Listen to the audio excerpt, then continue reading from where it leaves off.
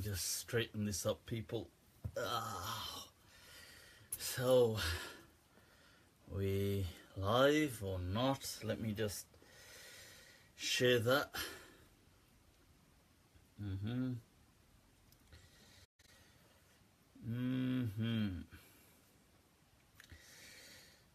Just sharing this, then I'll just get started straight away. Right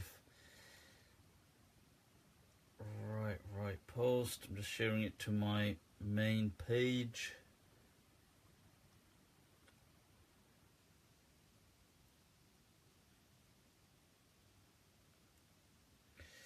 Almost done.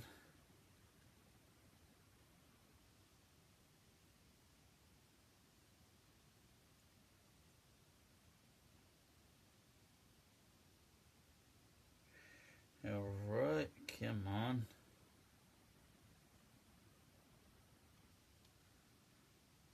So is that? All right, people. All right. Wa alaikum assalam. Alaikum assalam. I apologize. Is this? Let's see. It's appearing blurry to me. I take it that's better. All right. HD. It's got to be HD, people. That's what I'm talking about. That's what I'm talking about. All right. إن الحمد لله وكفاه والصلاة والسلام على رسوله المصطفى وعلى عباده الذين ارتضى ومن بهداهم اهتدى وبآثار أهل المدينة اقتفى وبعد فسلام الله على القوم أهلا وسهلا وخوشا مديد وbienvenidos وبخير راغلي and swagatam, people, swagatam. Right. So, howdy, hola, all the way from Amani, hola, ¿cómo estás? Alaikum assalam. You know, the hair, you know what, I get so fed up not being able to make it to the, to the hairdressers, people.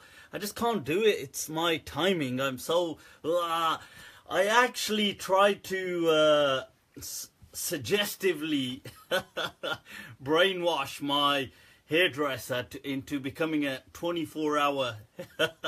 I tried to sell him the idea. I said, you know, I think you're going to proper take off. It's going to be the thing. Trust me. You are going to be the future. Really also doing that plan just so he can really accommodate for me. Right. All right, people. Shout outs from...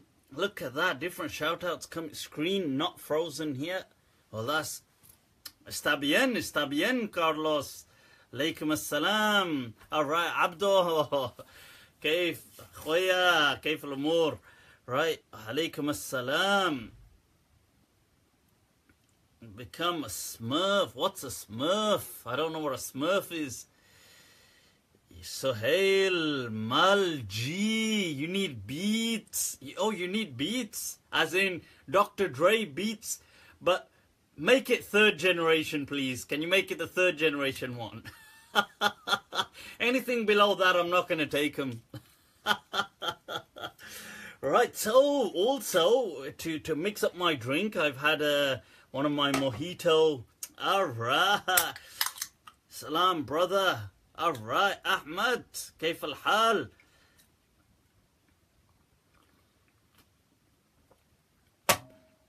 I have got a hat, a beanie kind of thing right here, but what the hell? It's all right. Speaking of Beats and earphones, well, I'm trying out these right now, the Sony X1002. They need to seriously work on their names. I mean, that is such a dumb, pathetic kind of name that they've given the earphones. But these are their noise cancellation ones, people. So instead of the Bowers and Wilkins, I'm checking these out now. So pretty good, good noise cancellation. But, you know, I can't seem to get something. Why is it? For earphones so expensive, yeah. that they can't come up with the goddamn simple technology to be able to toggle between, right, to be able to toggle between devices. So to be able to do that, and you think that's not a complicated thing, but they can't. Bows can do it, but the others. Anyway, let's move on, people. Let's move on. All right. So how are we doing? All right, people. The hammer. All right. The hammer's in the house. Zed is in the house. Look at this. Right. So what are we looking at? Whilst people are tuning in, the rest of you already know the drill, people. You know the drill. You're veterans now. You click like. You click share. You get this out there, people. Let the games begin. Let the fitan and fasad begin. All right. Let me mix this up. That's what I'm talking about. That's what I'm talking about.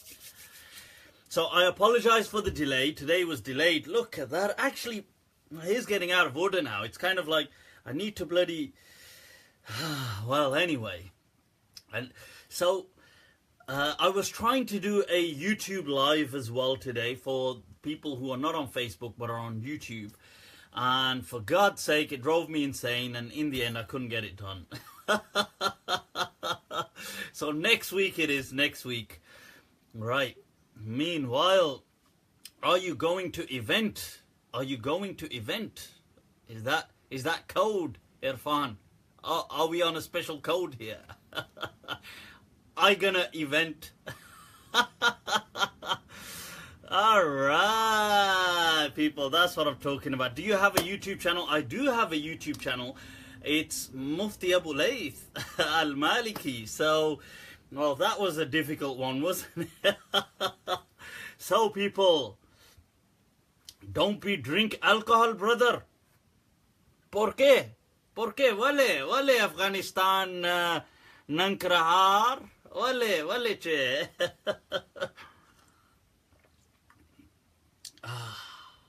You see, I could listen to you, but but as they say, you know, this is I've read somewhere.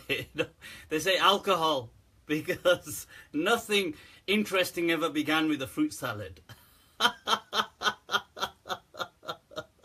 This is not alcohol. Relax. Hold your horses. Or is it? Not. Kasme. So I only do the alcohol on the days I can't find the cocaine.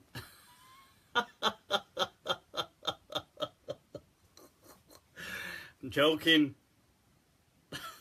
Or am I? So let's see what we're looking at. Well, there was a huge event that went down. Ustadh Nouman Ali Khan is in the UK. People, alright, is in the UK touring around. He was in Birmingham. That was an Mu'adh is in the house. Ahlan wa sahlan. Right, so yeah, and Birmingham was a huge success, and London was a huge success from what I hear. Birmingham, I was there. It was an amazing event, fully sold out. Great kind of gathering, ambience, the feng shui, people, the feng shui. It had a great kind of feel. We got to chill out afterwards, so that was awesome. As always, discussions. You know, I shared a little snippet of some of my discussions. Right, so, and people were saying, well, you know, could you share more events, more kind of private discussions and stuff like this? And the problem is that it's difficult because, you know, me, I'm a controversial guy. This hashtag controversial people problems. You see, I have problems, you know. People for some reason, it beats the hell out of me, but people for some reason don't take a liking to me. I possibly couldn't understand why. I couldn't understand why. So, yeah, so this is the thing, you see. But I just gotta be who I gotta be. You know what I'm saying? So that's, you know, you just... So sometimes in these private gatherings, you have to have discussions where you could be saying all sorts, and sometimes you want your views. They're still working theories, and it's got to be a bit of a safe zone. You know, one of those safe environments where you can just, where you can express ideas without being judged, without being, and people are too keen. People are too keen to judge. People are too keen to judge. And so this is the problem. And then, just to be fair, just because a scholar is engaging me on a discussion doesn't mean that he has the same views. It doesn't mean that. It doesn't mean I have the same views as him. So I think sometimes people, and I know, you know, it's not fair for my guests, if I get guests, to kind of engage them in a discussion and then kind of open them up to my kind of heat of hate that people sometimes, they love hate that they send my way. So it would just be unfair, really. It would be unfair. Yeah, that's what I'm talking about, people. That's what I'm talking about. So yeah,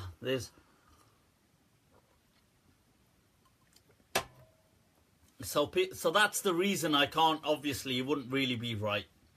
That said, it was interesting because even when I was with Ustadh Nouman, he was actually given some hate mail. So he was reading it with me in the car. So it's interesting, like people hand over kind of mail, and it's amazing, you know, like with sincerity, you know, with khulus. Oh, Assalamu alaikum, ya akhi. One of those ones where people are like, so they're like, you know, brother, you know, for the sake of Allah, you need to repent. You need to seek forgiveness from Allah. You know, you have committed blasphemy. You have done God knows what he, you know, he's allegedly done. And it wasn't to do with the other kind of issues that he's had. It was to do with things like allegedly he's misguided from a Islamic perspective, and he's blasphemed and stuff like this. So they want him to kind of do tawbah and make apologies and public statements of, I have blasphemed and therefore I return to the faith. Allah. I don't know what world people live in. Honestly, what world do people live in? This is, it's surprising, you know, the way they, and their letters are written with such sincerity. Allah.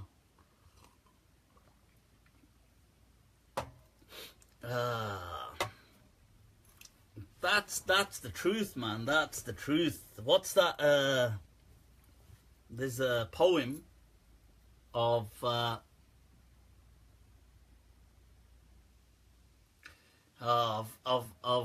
Faraz. I mean, there's there's quite a few. I had actually come across some very interesting ones in light of these, where it said there was this poet. I hadn't really read about him before. His name's Tabish, right? So an Urdu poet, and he said, "Hum hain wo tooti, hum hain wo tooti hui kashtiyon wale Tabish," that we are like those, you know, those kind of boatmen with these kind of broken boats, jo kinaron ko milate hue mar jate, that whilst trying to make diverse shores, that these shores that are so apart, whilst trying to bridge them, or doing this Their entire lives, they die kind of making this connection. And he says that unke bhi qatl ka ilzam hamare sar hai. That yet we have the allegations of those people, of the murder of those people, right? Jo hame zahar pilate hue mar jate hain. That those people who are trying to poison us, and whilst poisoning us, they accidentally die. Yet we have to face their allegations. This is the interesting world we live in, but people are so full of hate sometimes, it's interesting. So that was an amazing event, some interesting discussions. People did ask about some of the summaries of the discussions. They're very similar. I mean, I highlighted them on Facebook. You can check that there, inshallah. How can this be funny? Christy Lynn Robinson is asking, how can this be funny? Well, first of all, Christy, that was in Urdu. So I don't think you even understood Urdu. So to start off with, yeah. You're obviously in the wrong place then. So, na'am, let's move on. Right, I'd been sent, whilst people are tuning in, I'd been sent this clip that was doing the rounds of some Shia Imam. And the Shia Imam was, I don't know what his, I think his name is Tawhidi or something. He's an Australian Imam, and he's insulting Sayyidina Umar radiallahu an. And he's openly saying Umar was gay and stuff like this, and I can prove it if anybody, you know, anybody wants, or stuff like this. So a few people had sent that to me saying, can you take a look at it? I did. I think the guy has genuinely lost the plot. I mean, I would advise him to quickly resort to some mut'ah.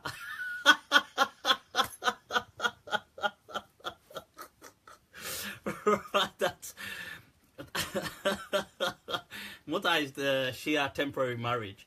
But you see, I would advise him that what on earth is he on about? Seriously, he's like acting so confident. Like, ah, damn it, I'm so confident. I'll challenge anybody. But it doesn't make any sense. You see, it makes no sense. Because, you see, what you're going to do is read books that the majority, like 90% of the Muslims, do not accept. So they do not accept them as authentic books. So you're going to read some narrations of some, let's say, alleged Shia of the past making these allegations. But that's obviously seen as, you know, unauthentic. Like, so how does this debate work? I mean, I don't even understand. How does that discussion work? Because nobody accepts, you obviously wouldn't accept Sunni sources, and the Sunni, or maybe you'd accept some Sunni sources, but you wouldn't accept the chains of criticism to be applied. So you might accept some narrations in Tabari, but Tabari transmits from people like Abu Mikhnaf, who are like aggressive Shia, like kind of totally wacko, like totally extremist Shia. Like, so my point is, you wouldn't accept any chains that have been criticized by Sunni scholars, and we obviously wouldn't accept Shia kind of sources. So so the person was just going with so much confidence, God damn it, you know, I'll debate anybody on this, that Umar radiallahu anhu was homosexual. I mean, and then what a kind of, this was his logic, this Imam, the Shia Imam, Tawhidi, his logic. He said he was the first terrorist because ISIS accept him. I mean, this is his logic, that ISIS accept Umar, therefore Umar is the first terrorist, and anybody who endorses Umar must be ISIS. It's like, what the Malfunction. That's like, damn. What are you smoking? Seriously, you need to chill out a little, man. Especially with Shia fiqh is generally, I think it's got a lot of easy fatwa in there. So why are you so tense? I don't get the problem. So this is absurd. This is like saying, this is akin to saying that, oh, ISIS believe in the Prophet Muhammad sallallahu alaihi wasallam, so anybody who believes in the Prophet Muhammad must be ISIS. That's dumb. That's like, it's, you could take it a step further. You know, ISIS believe in Adam. Anybody who believes in Adam, alayhi salam, the Prophet Adam. It's just absurd. Like, what are you just drawing? Is this equation? How did you arrive? Any commonality must necessitate symmetry. Wow. Now that I said it like that, it just sounds so eloquent. So ISIS like the color blue. Oh, damn. I'm wearing blue. Change that. ISIS like the color black. So, anybody who likes the color black must be... What a retard. I mean, and then to be fair, you see, many Shia Imams would condemn this Shia Imam. And many Shia Imams and Ayatollahs have given the rulings and the fatwa that it's haram for Sunni, I mean, Sunnis don't do it anyway, but for Shia, they said it's haram to insult the venerated figures of Islam, of Sunni Islam, which is majority Islam. So,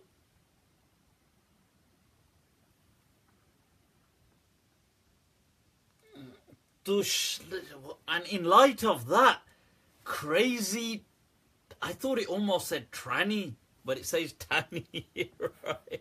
Oh, he sent a poem saying, "Tu shama hai, to yaad rakhna, main bhi hoon parwana, o zalima, o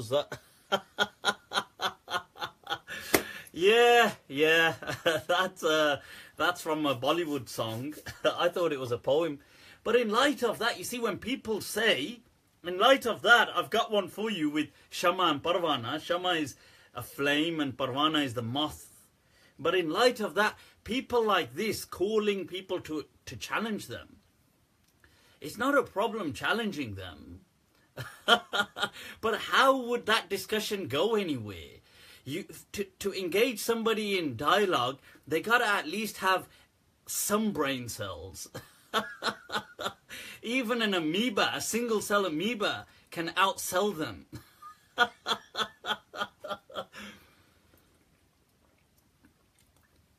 That's the thing. And regarding what somebody just sent the poem, and putting that in light of these challenges, here's a poem that hoon to main parwana, that I may be a moth. He's giving, it's a simile, yeah, it's a metaphor. That hoon to main parwana, magar koi shama to ho, koi raat to ho. There should be at least a flame. There should be nightfall. Jaan dene ko hoon hazir, koi baat to ho. This is the thing.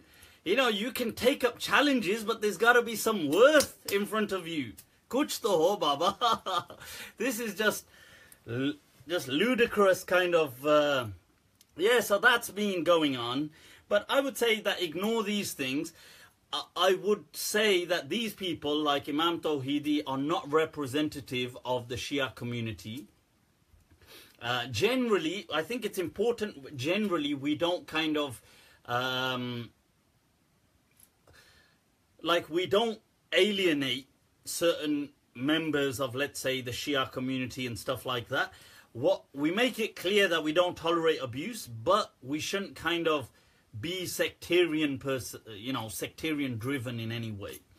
And I'm sure, look, like most Muslims, Shia Muslims are the same. They're just like, as in, they're just born in a Shia Muslim family, and they've just been brought up like that. They don't really understand so many things, and they don't know, like a lot of Sunni Muslims don't know what this is all about, actually. So, yeah, but he is not representative of the Shia, just to kind of get that out there. Right, so, okay. Other than that, what else is going down, people? What else is going down? What questions? Look at this. People are just writing the lyrics of one of Shah Rukh Khan's songs. Behave, people, behave. How should a president or leader be selected in a democracy? Right, the thing is, look, as Muhammad has a breathalyzer, be careful, peeps. Why don't... Have I missed something? Is this... Oh, is this to do with me? Is this because are they trying to... Interested in the Maliki madhab? Alright. School of Medina all the way. Right, so let's get back to what I was... There was a question, how should a leader be selected within Islam? A leader within Islam, look, it's very important to understand that in Islam, there is no set mechanism about ruling. Islam never came to set up. It was never about power and control or statesmanship or empire or leadership or caliphate. It was never about these things. If it was about these things, then you can be certain the Messenger of Allah would have explained this stuff during his lifetime in great abundance. So the point is that, you see, what Islam says is that, yes, if Muslims find themselves in certain situations, they should have a sense of rule as opposed to anarchy. That's what it's saying. How do you select leaders? You could just select them. You could vote them in. You could have a democratic understanding. As Sheikh, and you see different, you see like Abu Bakr radiallahu anh being selected by people. You see as a meritocracy, like they felt he had more merit. You see how he just chose Umar, as in that was just a selective choice. Umar radiallahu anh chose a committee who had to choose amongst themselves. These were different methods. It demonstrated that there was no divine method. And scholars today, like the great Mauritanian scholar Muhammad ibn al-Hassan ad-Dadu, has on YouTube a Q&A where he's speaking about democracy, saying that, look, in our day and age, democracy, as flawed as it may be, is the best possible, best of all options that we as human beings have right now. So that's what we would generally go with. Can you explain the Quran? Well, Jake Halliday, I'm not sure what aspect of the Quran. The Quran is, but by Muslims, it is to Muslims the word of God, the book of God, revealed unto the Prophet Muhammad, peace and blessings be upon him. So that's explained. Right, so can you eat kosher anywhere? Right, yeah, you can eat kosher meat as Muslims. Yes, you can. Right, out of all religions, other than Islam, which would you say is closer to the truth? I don't know if it works like that. I don't know if it works like that, or if it works like that for me. Interestingly enough, I find many, not all, but I find some atheists to be on perhaps to me, the closest of all searches to God. That's a strange statement, but But I do actually find that to be kind of true for me. I find some, maybe not all, but atheists to perhaps, or agnostics, especially atheists, because I think atheists are sometimes more concerned with God than religious people are. And I find some of their search to be very kind of driven by an unsettled, a kind of this kind of blazing fire within them for truth. I don't know, that's my experience. Sheikh, what are your thoughts on Nawaz Sharif? No special I don't have none of those thoughts. Nothing. I don't have सिर्फ नेक ख्यालात रखता हूँ. They're all, especially coming to people like Nawaz Sharif, my thoughts can only be kind of pious. Nah, I think he's an idiot and corrupt, needs to go. Oh, you know what? Did I comment last week on, I saw a video. I saw this video, somebody sent me this video of this guy speaking about like this really long beard, hard,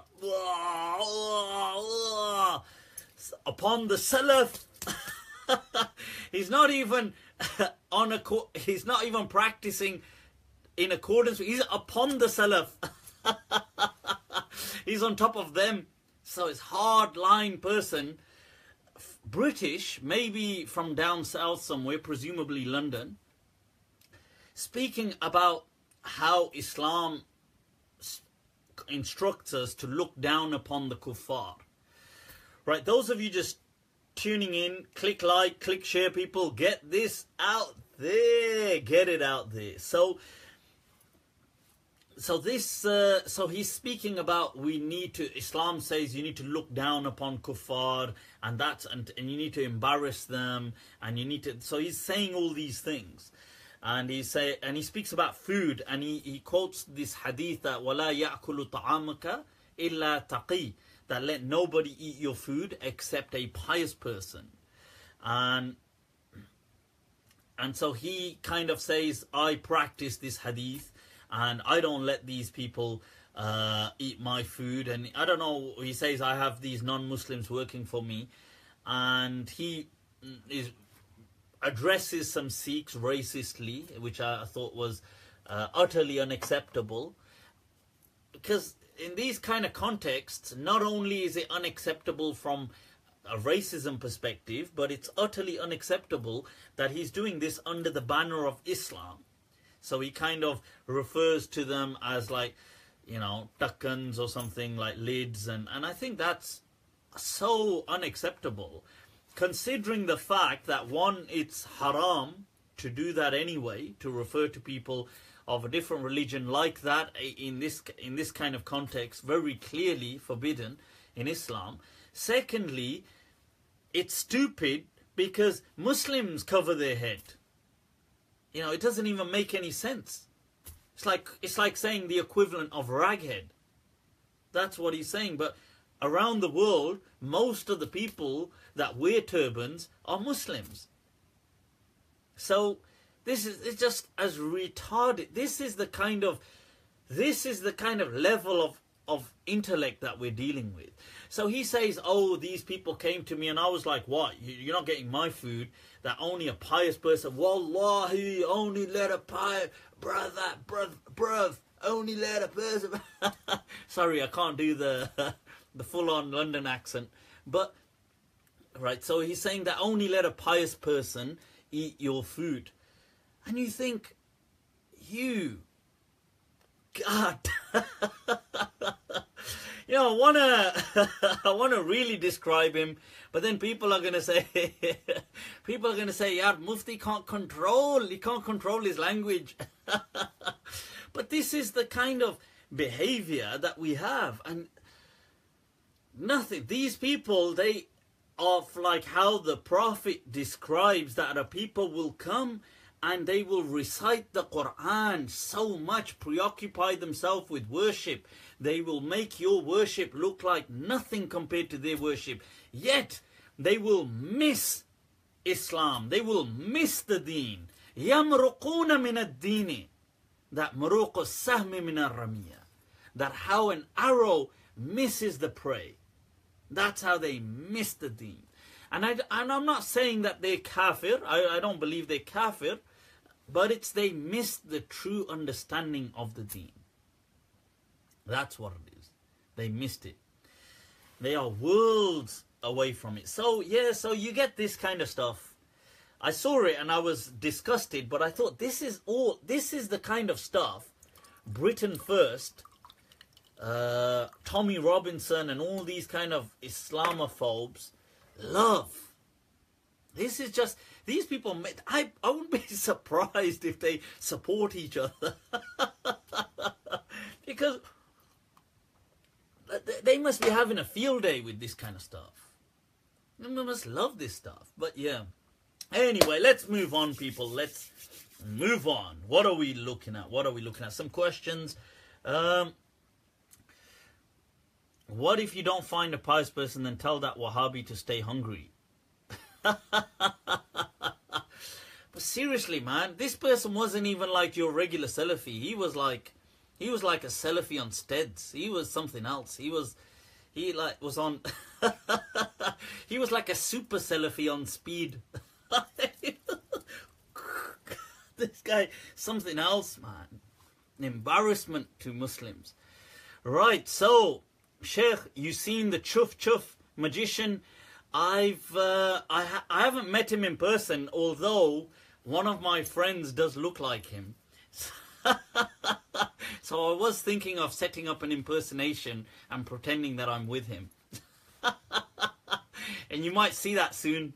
So, but I heard there's something about the Chuff, like some kind of he was busted somewhere for something. I'm not exactly sure what. I think like fake miracles and stuff like that. But that's absurd anyway. Everybody knows these kind of miracles don't happen, people. You need to wake up, smell the coffee. Cafe. You need to wake up. These kind of things don't happen, right? So, you know, but superstition. Right, so what's going on? Those of you just tuning in, click like, click share, people. Test your iman. That's what you need to do. That's how you need to test. Give me advice. I'm in Syria.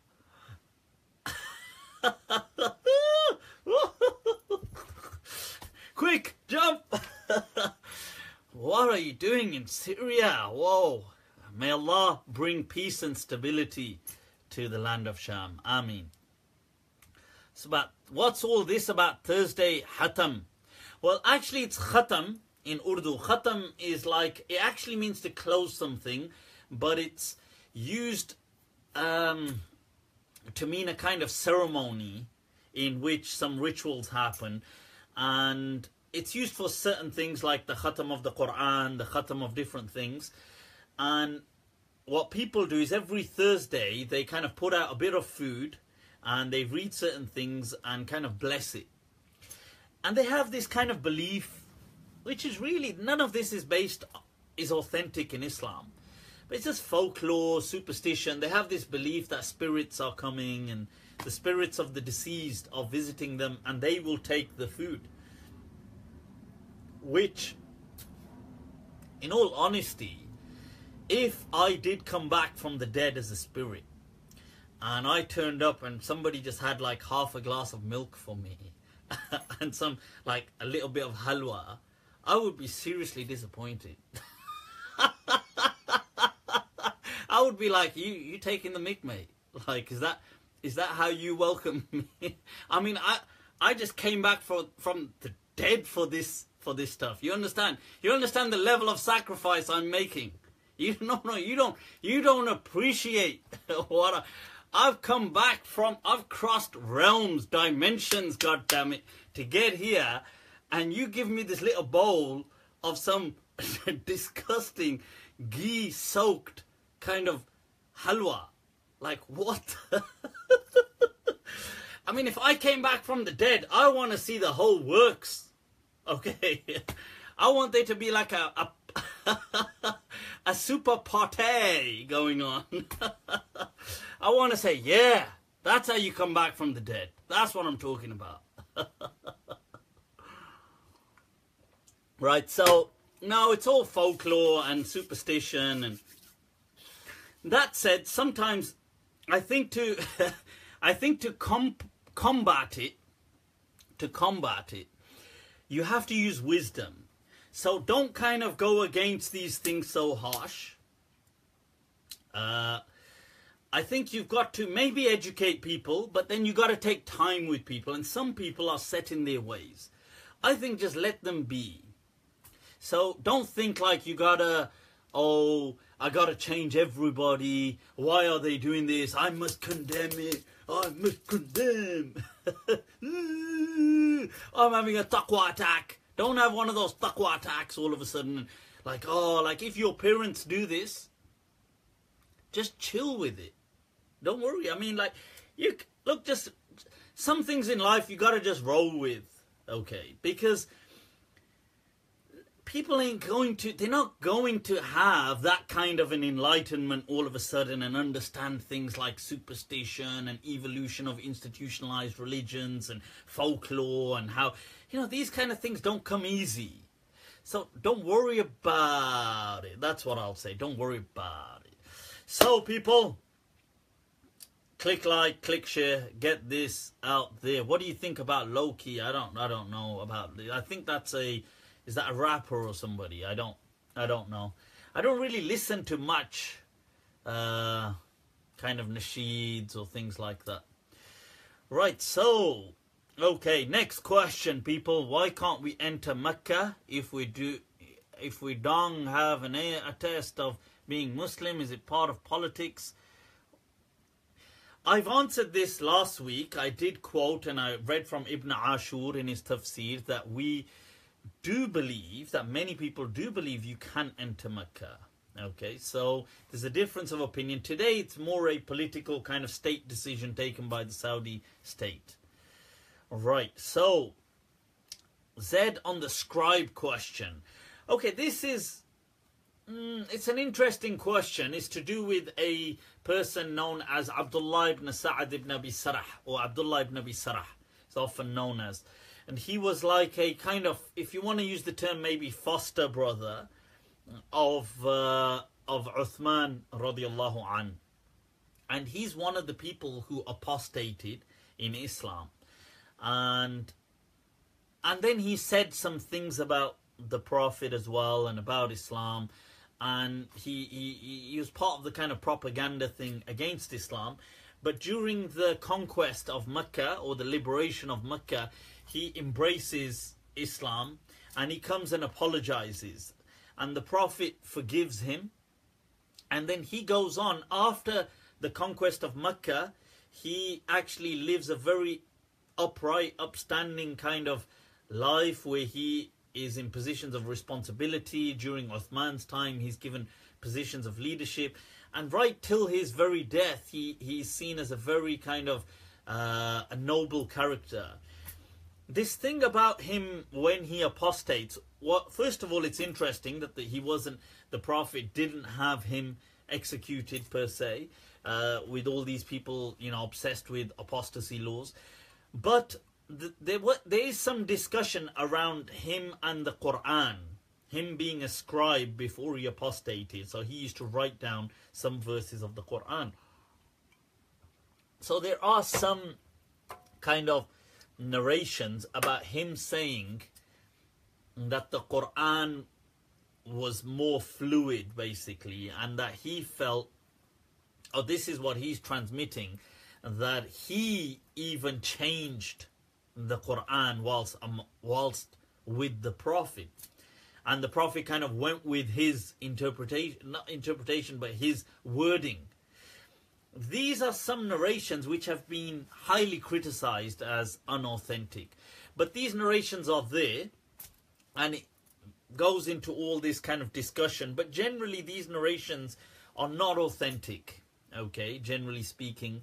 that he didn't. So they say that the verses he speaks about is about Allah, about punishing, and this narration says that the Prophet read, and Allah is Wallah, ends it by saying Wallahu Ghafur Rahim, is forgiving, and he says that shouldn't it be better as Azizun Hakim, is mighty and wise, and then Allah and the Prophet says, yeah, do it like that.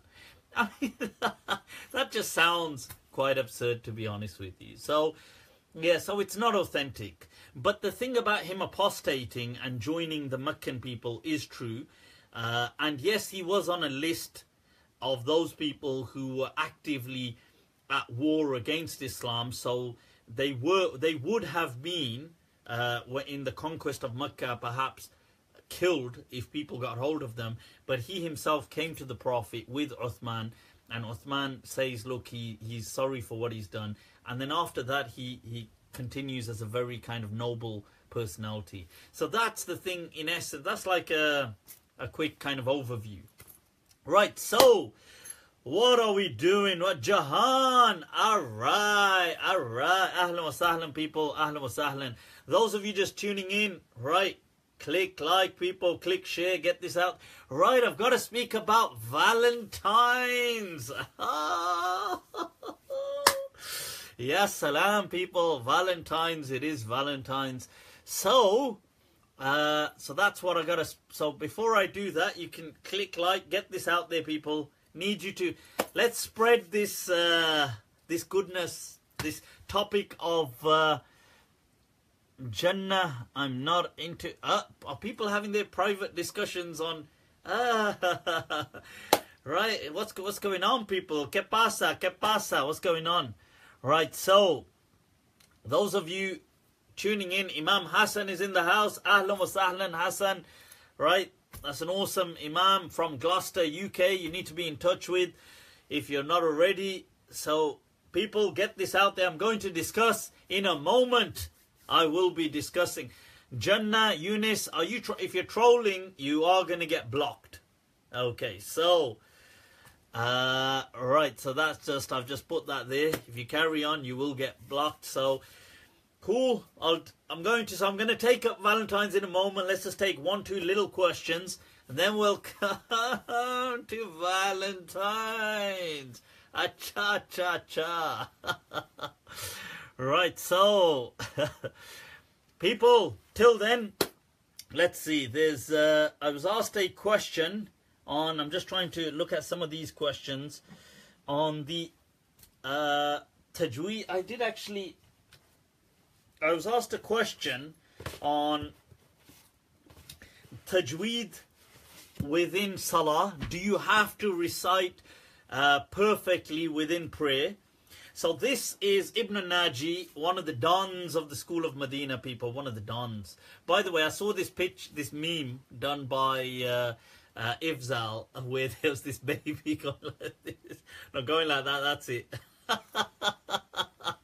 This baby, and it said something like Mufti Abu Layth before he, in his early years, before he shook up the world. And it had me in stitches, I gotta say. Even my little daughter is always doing that now. She's like, alright, she does all this, alright. I would have got her to come on here, but she's surprisingly knocked out early for vampires. It doesn't usually happen, but today it has happened. Right, people, please refrain. Yep, there's the admin is on it. Right, about time, admin. I was thinking, where on earth are you? Right. Yeah, Jannah, if you can please stick to the topic. Otherwise, we're going to have to send your profile to Jannah. Kuch zyada hi jaldi hai.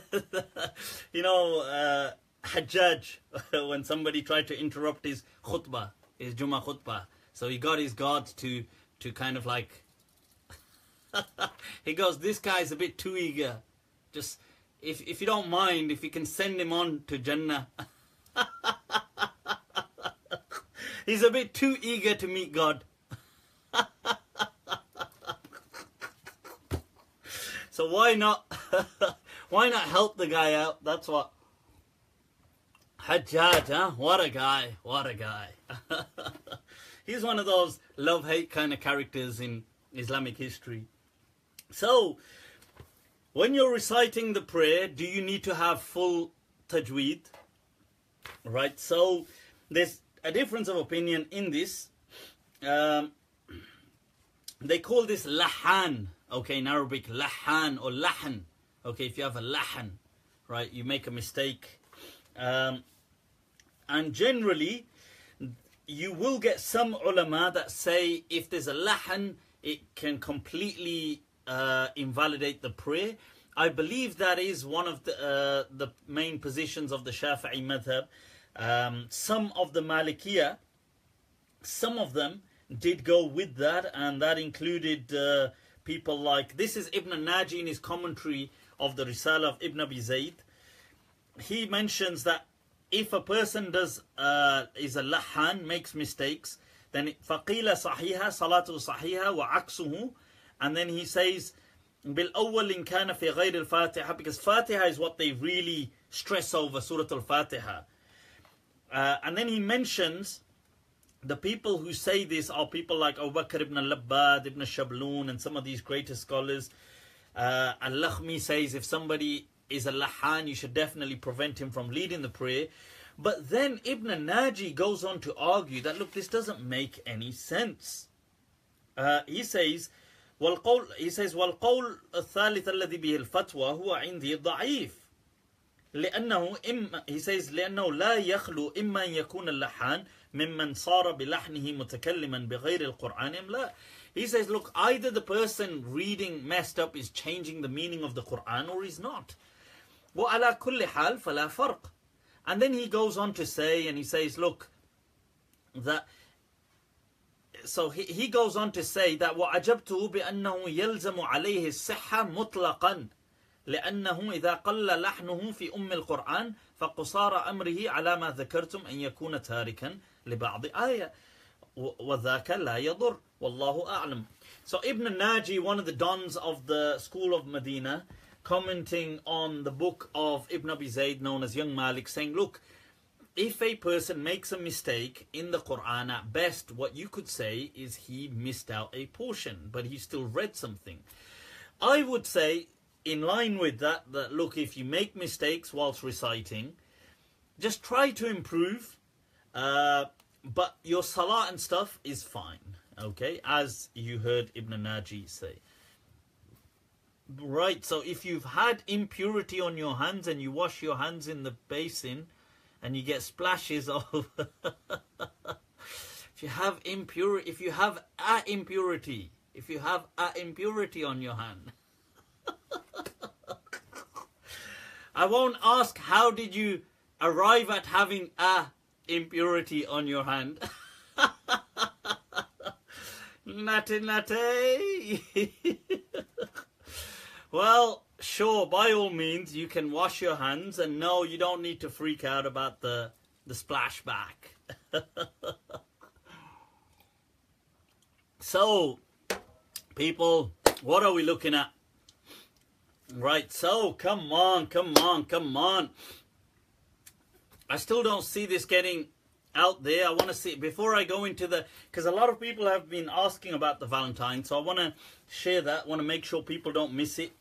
And so, your Arabic is the most soothing. Allah, shukran.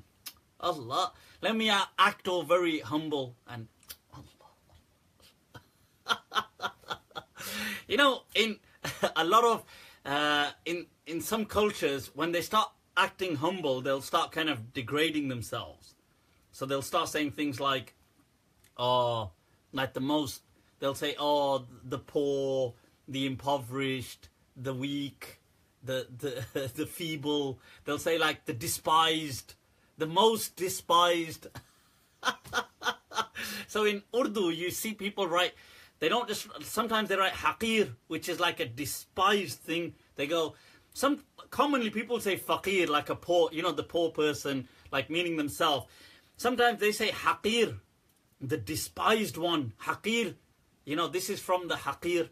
And sometimes they use the kind of superlative form of saying like ahqar, the most despised. So Like the most despised has said it.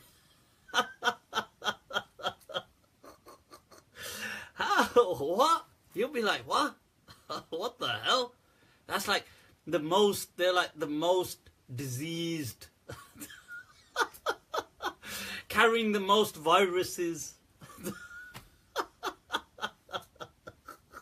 Can you imagine you just get carried away with the... Right, so... Allure. Siatas pragaras kurmus. I'm not sure what that is. It seems a bit similar to Spanish, but it's not. Maybe it's Portuguese or something. What do you think about Erdoğan? I think, see, like anybody, I think he's a very strategic kind of Muslim. He's a, leadership personality. I think like anybody, there'll be good and bad. I some positions he takes, which I absolutely rate, and his attitude, at least publicly, towards how to receive refugees, his position on being anti-oppression and stuff like this. At the same time, people could argue, but he's oppressing some of his own people. Maybe how he's dealing with the Kurds is oppression. And I think it's politics, isn't it? Rajniti hai Baba, Rajniti. Or as the saying goes, as Amitabh Bachchan Saab Damat Barakatuhum said, he says that he has a dialogue where he says that Kisi ko marna qatal hai, like you killed a person, that's murder. Mar kisi ko sahi waqt pe marna, rajniti. He says, but killing somebody at the right precise time, that's politics. So that's my point. So I'm not really, I do like his kind of public persona, but I recognize, like anybody, public persona doesn't have to always be, nobody's going to say, hey, by the way, I'm an absolute beep, beep, beep. Nobody's going to say that. So, yeah. Why is Sihr mentioned in the Quran if it has no reality? Well, Jamil Khan, you're in for a treat because I've got a whole video dedicated to that. So, go and watch it, mi amigo, and let me know, Keith Hodge, that is such a troll name and a profile. Keith Hodge, yet asking all the kind of intricate Islamic questions. Like, did the Ash'aris, did the Mu'tazila, did the Khawarij, who... Keith Hodge? Haji Hodge? So the thing is, look, the question is about the Khawarij. They were an extremist sect. And I think Khawarij as that sect don't exist, but the mindset exists. So the extremist mindset is unfortunately still around, yes.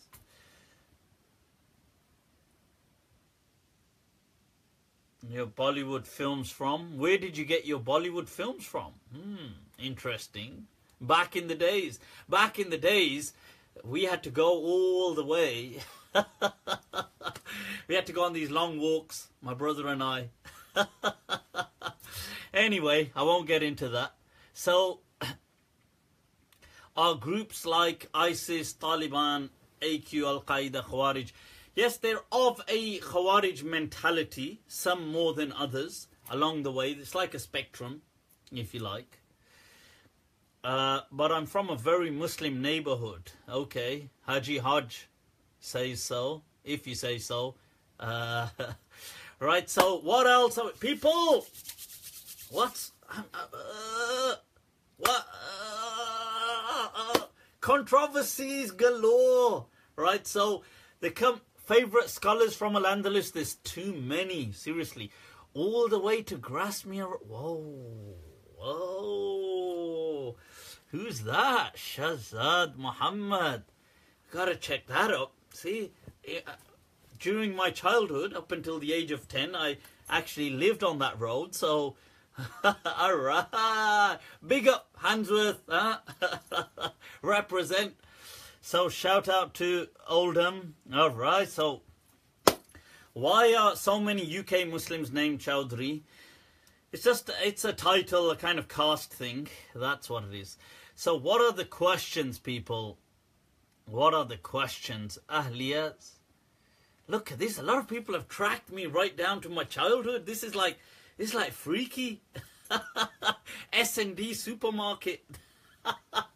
That's brought back some heart. I'm going to go through some trauma now, people. There's going to be like, I'm going to be like, you're going to see the heart beating away. Dil agar seene mein hota to dharakta hota. That's the thing. So, yeah, I remember as a kid having to be sent with this trolley that was almost as big as me. Having to take it. I'm going to need some counseling after this. Right, people. So, let's get on to the topic of Valentine's. Yes, you got it, people. It's all about amor. Mi amor. Right, so people, Valentine's Day. Is this halal? Is this haram? What are we feeling today? What are we feeling? So, now, alright. First of all, shall we look at a quick overview of the history of Valentine's? So a quick history is people really, regardless of what they say, are not too sure where Valentine's originates from. They're not too sure. I mean, there's narratives. Amongst the narratives is that this is named after a Christian saint called Saint Valentine's. But the truth is that there were many saints called Valentine. And they don't really know which one they're talking about. Some people say that there was a particular bishop. I'll see if... nope. There was a particular bishop who stood against the tyranny of the Roman Empire that had decreed that no people can't get married because it wanted its soldiers, especially the soldiers, it wanted them to be single men, you know, not just preoccupied with women,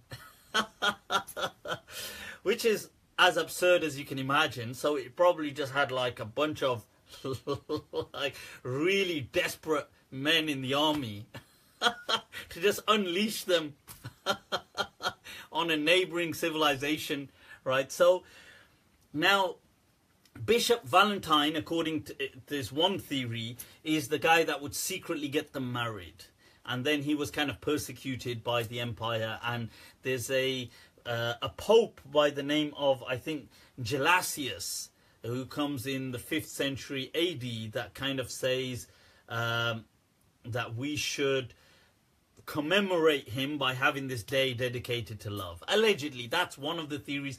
Another theory is this is a pagan kind of festival called Lupercalia or something to do with having fertility and stuff like this, and people would run around and have like crazy sex everywhere and stuff like this, just so the god of fertility would make the kind of harvest be fertile and stuff like this.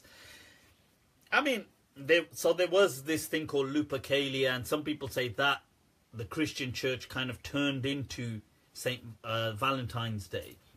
Nevertheless, I think about 500 years ago, it starts to get its first understanding as being dedicated, a day dedicated to love, and really picks up in the West about 300 years ago. People start like this whole Valentine process of, you know, they love somebody and it's all about that, having a special day to commemorate that. And I think about within the last 200 years, this whole thing of sending cards to each other has taken off. And from that stage to where we are now, 2018, where it is probably one of the most kind of commercialized dates of the year. One of the most commercialized dates of the year. Because every company, every kind of commercial outlet is on it. And so that's what it is. right, Valentine's. That's a bit of a history. From an Islamic perspective, what do we think? Can you be my Valentine? Yes, no? This is the question. Is this haram? Haram. Haram. People, what should the verdict be? I should get like a vote in, where we can kind of like vote it in. Yes. So, to anybody who can't do anything for it, just go with it's haram. I'm joking. Right, so, is it haram? Let me...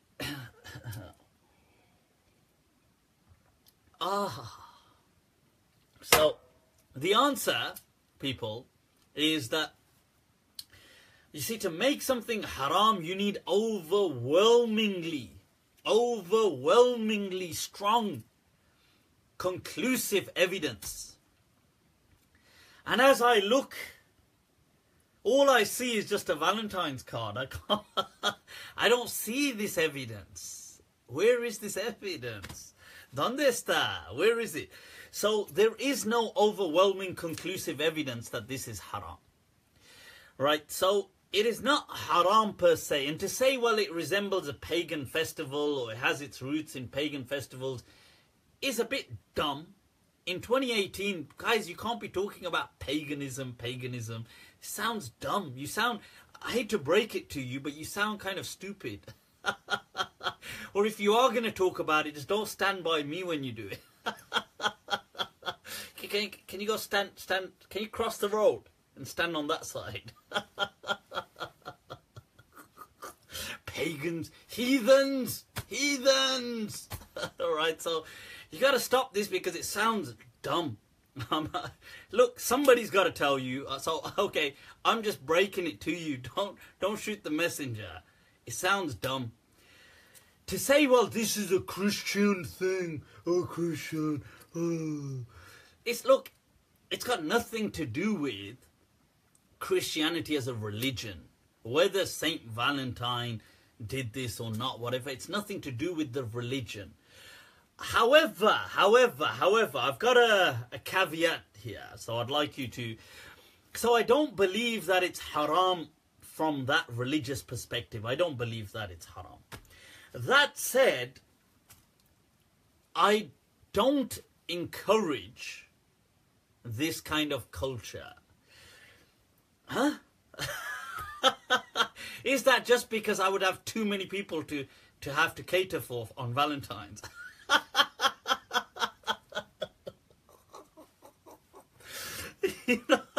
No, it's not, right? So, वो बेवफा नहीं यूं ही बदनाम हो गया Mohsin. It's not that he was unloyal, he just got a bad reputation. हजारों चाहने वाले थे, किस किस से वफा करता. He had so many people. Who could he be loyal to? This is, look, no, but I actually discourage this culture. You know why? Because I don't think you should be kind of duped into this commercialism like that. I think you should be more intelligent than that. You shouldn't have to face the pressures of society on you. You should live your life as you want to live your life. God damn it.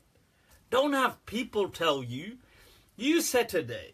If you want to express something, you express it to the person. You dictate the terms. You understand? You dictate the terms. Don't have somebody... Don't have like society say it has to be February the 14th. Oh my God, and everybody... And you see, by doing this, I think they put so much pressure on people. The society kind of creates this massive kind of pressure, this social media pressure of, I gotta have a Valentine's, I gotta be on a date, it's gotta be romantic, it's gotta be... And it's not even about the feel anymore, it's all about the show.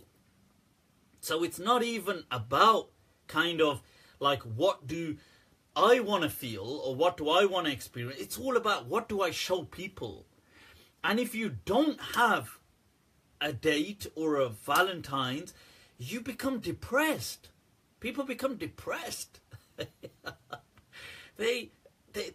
And I can see how that happens, because if you're surrounded in a world, especially the younger people, God, I must see, like now when I have to say younger people, I'm like, so,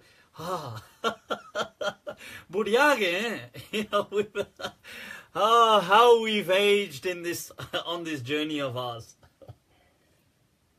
But the thing is, look, when, you know, these people who are immersed, this Instagram society, like, I'm on Instagram, I'm on Facebook, but these things to me are not like how it is for some millennials and some younger people, maybe late teens, early 20s.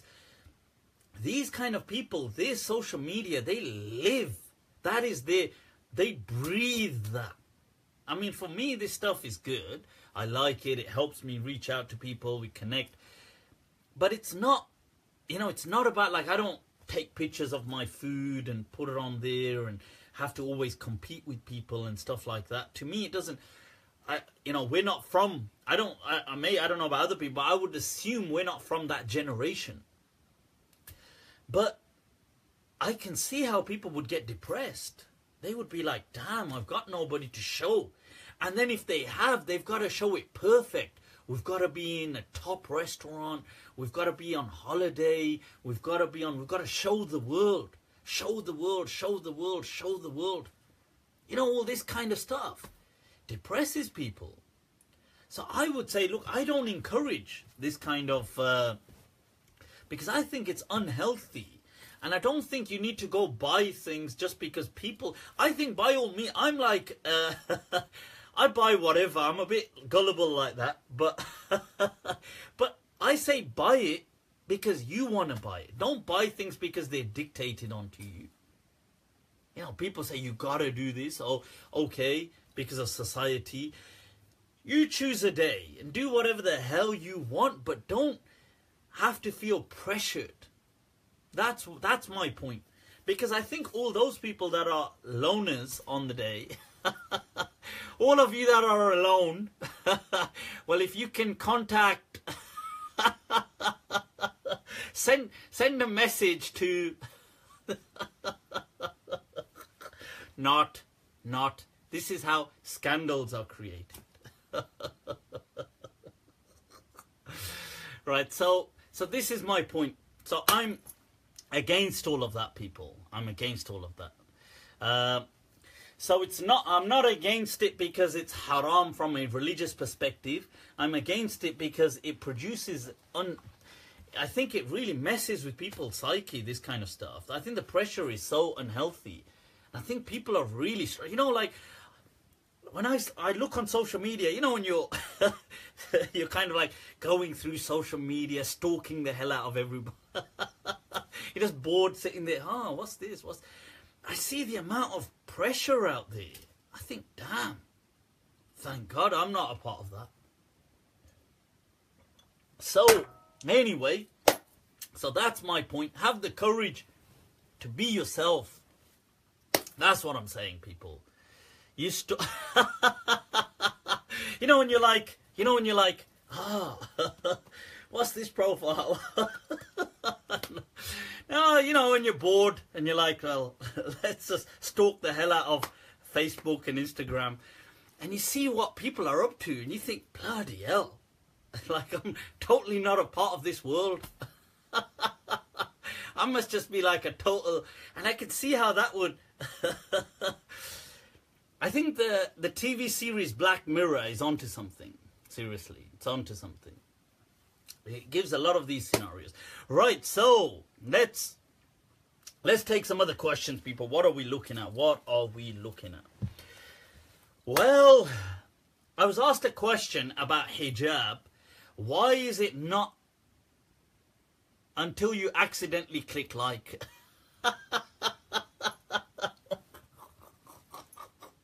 Yeah, perhaps. Or yeah, you know, like when you fall asleep and the app's still open on and it's in your hand, and you wake up and you think, God damn, what have I been pressing? Let me just check. Don't tell me I've shared some in the kind of heart attack that you have as you wake up. You've fallen asleep with your phone in your hand, and you're like this, and you wake up and think, oh God damn, have I shared something? You think, uh-oh, here goes another kind of whole, this is going to be one whole new level of scandal. Ah, well, nah, I'm only kidding. Not. So, right, I was asked a question about hijab. That why is it that men stop talking rubbish? That's why. Stop talking rubbish, comma. Okay, I'm more intrigued with the 2 commas followed by the 2 full stops. That's like really stop talking rubbish. You stop it, you rubbish. This one not nice, this one, you know. This 2 commas, too tragic, you know. Just 1 comma, please. So, let's... Right, so I was asked about the hijab. Why do men not have to have a hijab? Why do men not have to have a hijab? That's an interesting question, people. Your thoughts? I don't think, seriously, this is my way of looking at things. By the way, I've been told that my understanding of masculinity is now what people call toxic masculinity. See, my circle of friends and my maybe, I don't know if it's the whole generation, but maybe, but see, we understand like men should be men. You know, the newer people kind of feel men should be like, they should be, you know, men, but like, oh, I'm in touch with my softer side. I go to sleep with the teddy bear kind of thing. So I don't know. But anyway, coming back to this point, I think that men and women don't view each other in the same way. And this is probably, people are going to be like, but I genuinely don't think they do, to be fair. I think men are just, men are like, you see, it's not that women don't appreciate, let's say, beauty or good looks in a man, or, I'm sure they do. I'm sure women do as well think, oh, he's nice, he's nice, he's nice. I'm sure they do think that. I'm sure it's creature, like, okay, it's maybe not creature to think, but to react, I think. So it's human to definitely be like that. So I'm not, but you see, men don't think like, oh, he's nice, oh, oh, sorry, right, that would be definitely really weird. Freudian slip. Okay, not he's nice, but they don't think like, oh, she's nice, she's nice, she's nice. That's like at a, I don't know, like at a tea party. Men are like on famine mode. That's not what they're thinking. Trust me. They're not thinking nice. That word doesn't even enter that vocabulary range. It doesn't even... So men's minds are just sick. It's a curse, people. I'm telling you. It's like, God damn. This is like... So this is what... So this is what it's like. Now, so I think that's why the hijab thing, and this is, I mean, so I'm just being real. I'm not trying to do over the whole male species. Don't worry, guys. I'm obviously in this with you. So, but I'm just being real. I don't think women are like mentally kind of on some kind of famine mode. I don't think they generally are, but I think men generally are like that. I don't know about the newer generation. I think they must still be, but I think generally across the world, men are. So that's why there's hijab. And even with hijab, it still doesn't matter. They're like, oh, they'll have like X-ray vision, and it's like the blind spot. The imagination just fills it in. How the Lord has gifted us with imagination, I tell you. It's a strange gift. Ya Allah. So this is why the hijab, I think it's not the same. Okay. So men are great. No. Yeah, I'm not saying this to diss men or to say dissing women or anything. I think obviously men, women, everybody's awesome in their own way. But obviously, think about it. If women were like that, you know, I had a conversation once, like as a thought experiment. I said to some mates that, we're having a discussion, and that imagine women were like that. I think men would just freak out. Which sounds crazy, because you think that's what you think that would be a fantasy, but I think people would just freak out. You'd start getting men saying things like, you know, I'm not just a piece of meat, you know. Seriously, I think men, you know, if the world was like that, be like, oh, she doesn't even appreciate me for my mind.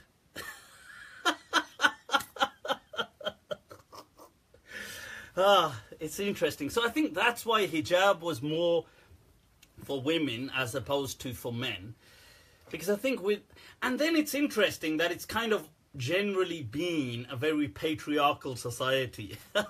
All those people, they know I'm telling the truth. Come on, you know I'm telling the difference. I'm just saying what the group is thinking. That's all. I'm just coming out with it. That's all. Right, so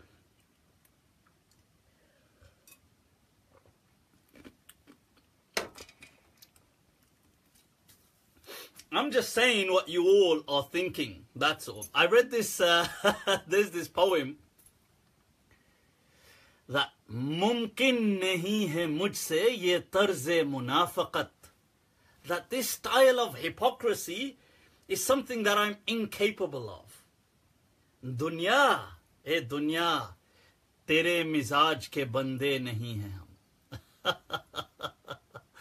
That the world, oh world, we're not your kind of, I'm not your kind of guy.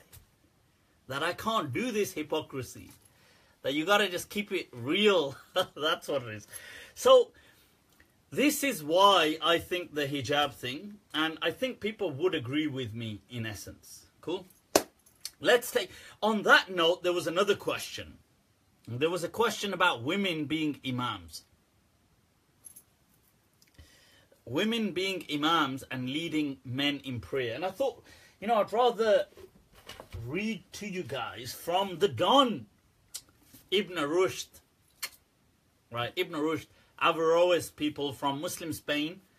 The philosopher, there's two Ibn Rushds. Two. Huh?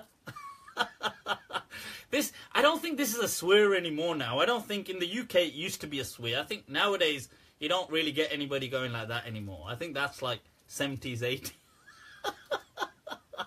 Nowadays, I think it's just peace, peace, peace. I don't think the new generation use that, so I think it's okay to go like that.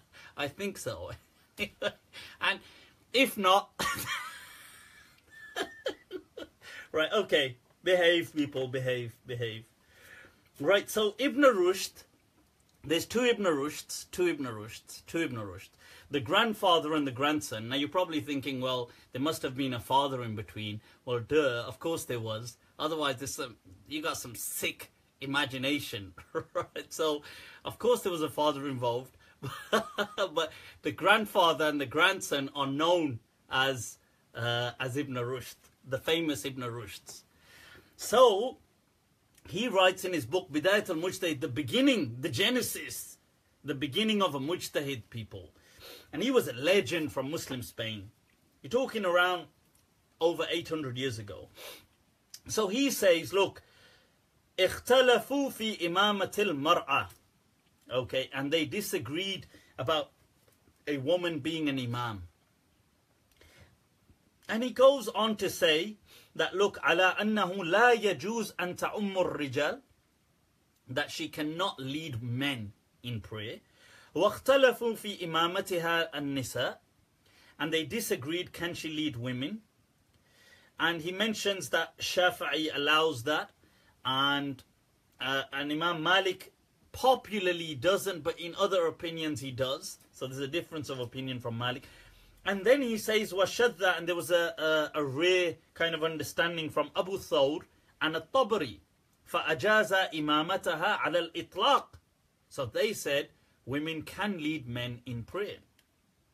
So that's Abu Thawr and At-Tabari, and I believe Muzani, the Shafi'i scholar, was in line with that as well.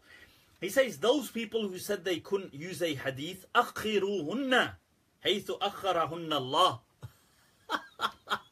That's a raw. That is not an authentic hadith, people. Okay, behave. But to be fair to him, he's saying they use this. He's not saying I use this. He's saying they use this. And that keep them at the back where Allah kept them.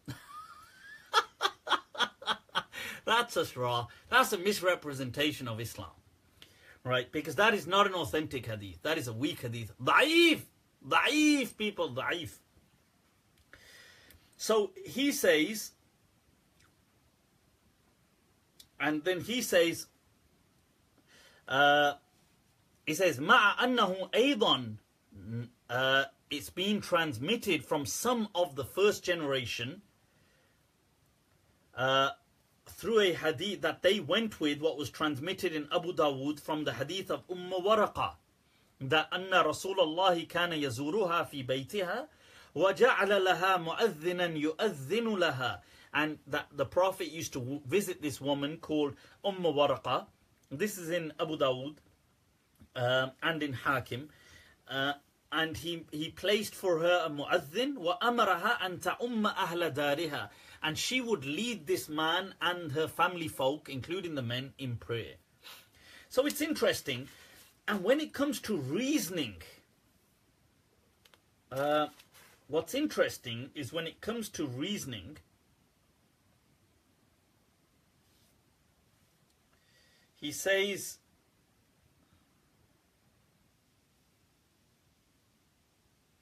you see, وَإِنَّمَا اتَّفَقَ الْجَمْهُورِ عَلَى مَنْعِهَا, the majority of the people went with that she could not lead men, لِأَنَّهُ لَوْ كَانَ جَائِزًا, if it was permissible, لَنُقِلَ ذَلِكَ عَنِ الصَّدْرِ الْأَوَّلِ. You see, it's interesting because he's saying that for their evidence, what they used was the fact that if this was permissible, surely the first people would have transmitted it en masse. So they're using the lack of something to demonstrate its impermissibility. Now, my understanding would be that women do not lead men in prayer, generally speaking. Although if they did lead a man in prayer, would the salah be valid? I believe that the salah would be valid based on the ikhtilaf, based on the difference of opinion, and the fact that there is a hadith, although it's got some criticism, that the Prophet appointed a woman to lead her household men in prayer. And the fact that there is nothing in the Quran and Sunnah that clearly teaches it would be invalid. I'm speaking about the validity. That said, I don't believe women generally should lead men in prayer. Reason being, because I've said this many a times, because that we know none of those men are going to be concentrating on their prayer. And then I suppose women will say, well, that's tough, like you guys should, we're not responsible for your actions. It's true, not responsible, but at least I think let the salah be a place of worship rather than the imagination going wild. So I get the argument that women say generally, look, you shouldn't kind of like, you know, that's just men's sick minds and men should control their imagination. But I think the truth is the imagination can't be tamed, can it? Then what kind of a dumb imagination would it be if it could just be tamed? But I'm just being honest and just saying, look, this is why that I think I don't agree with women leading men in prayer, not because they are incapable, not because they are lesser than men, not because they're impure or something like that, but simply because just based on etiquette and modesty for prayer. That's all. That's all. And if that comes across sexist, so be it. You know, well, what do you want me to do? I mean, if it comes across sexist, I would say, look, just chill. Why do you want to be an imam anyway, for God's sake? Who wants to be an imam? Let's face it. So, right. So, people, click like, click share. I'm not seeing that. I'm not feeling people sharing the controversy this week. Don't play it safe, people. Don't play it safe. Live with no regrets. That's what I say. Feminists are going to go mad. Speaking of which, I watched that. There was a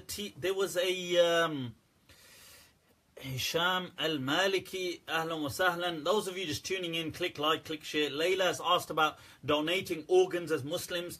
I'll come back to that. I actually took out for that the text. I thought I'll quote it from here, but I'll come back to that.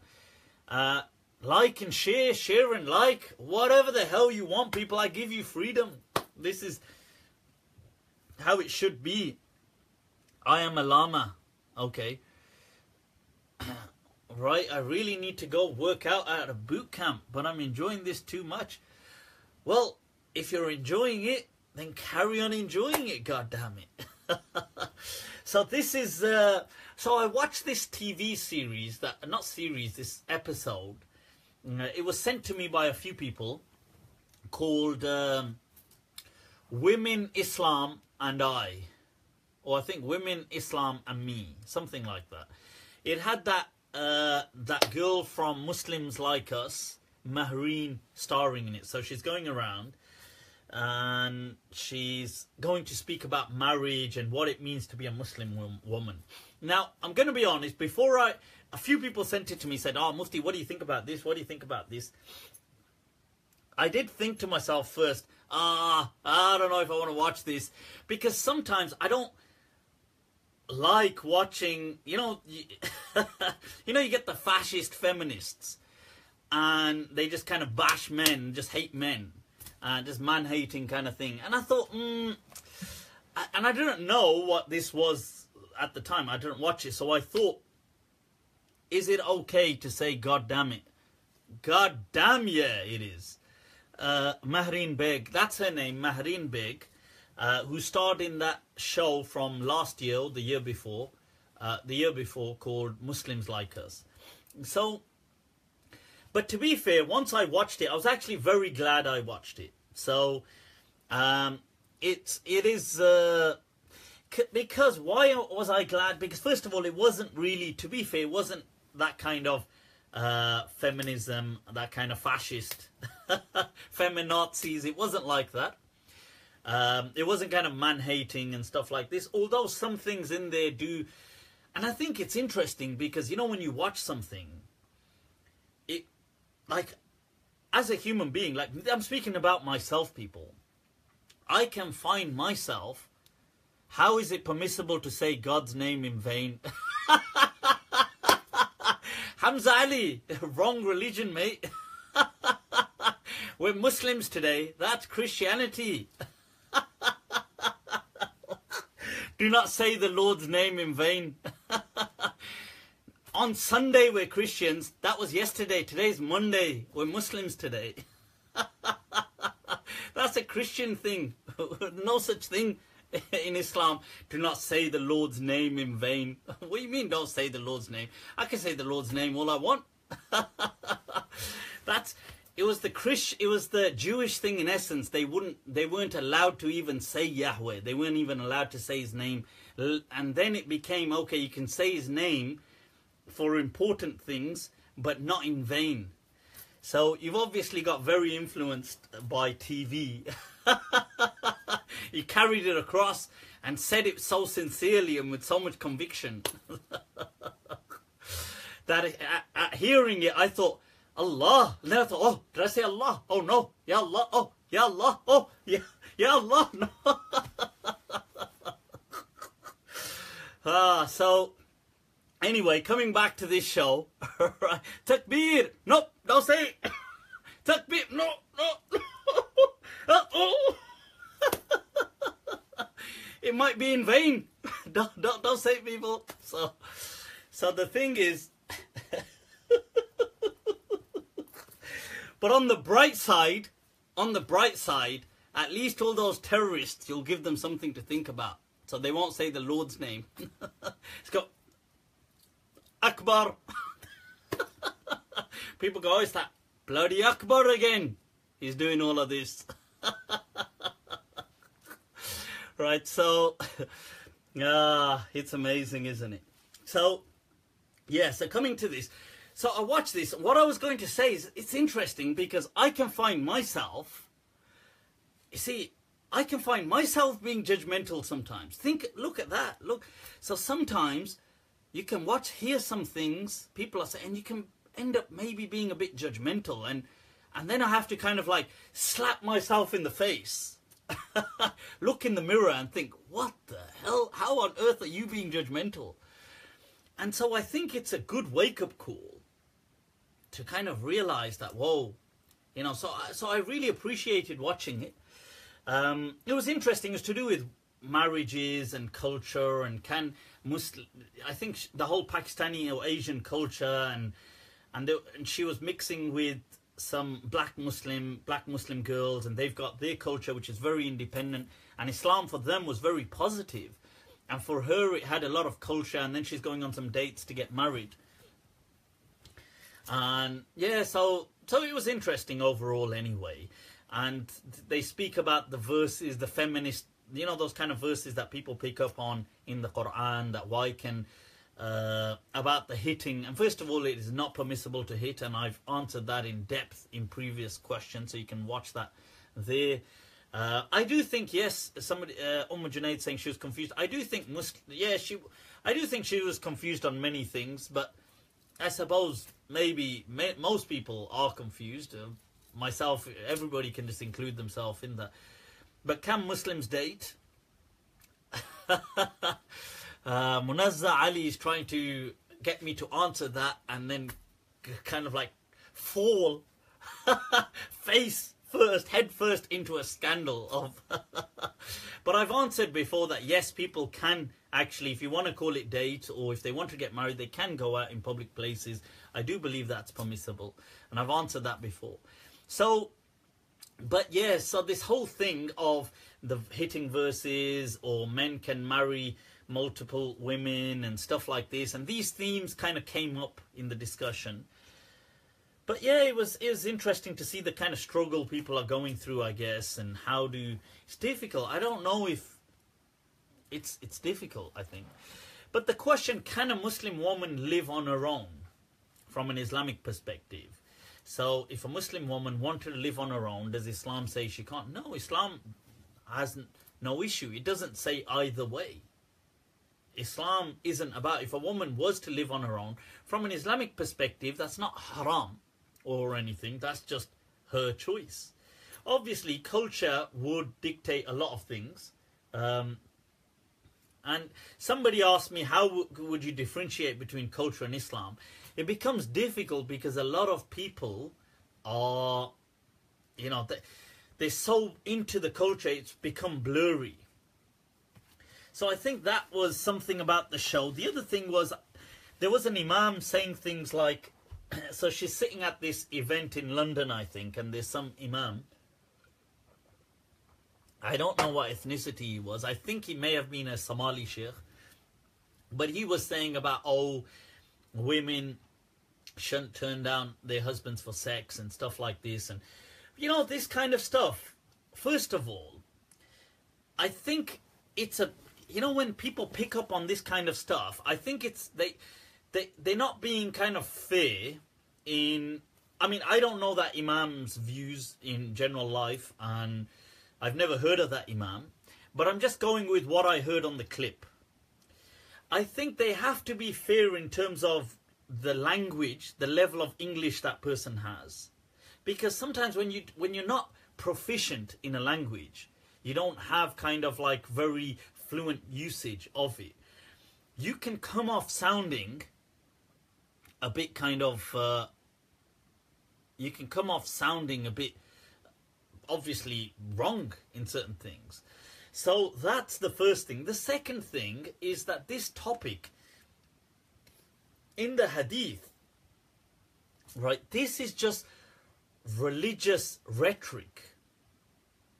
Where the Prophet, you see, you have to remember that in the time of the Prophet, people spoke in religious rhetoric all the time. Just because we don't do it today, it sounds weird. But it doesn't mean it was weird in the time of the Prophet. 1400 years ago, that was the way people spoke. Like, oh, may, even when they cursed with religious rhetoric, you know, and damnation and the curses of God and things like this. So it's important to understand that. Okay. Now, when the Prophet was saying this, he was speaking about people who weaponize. Weaponize.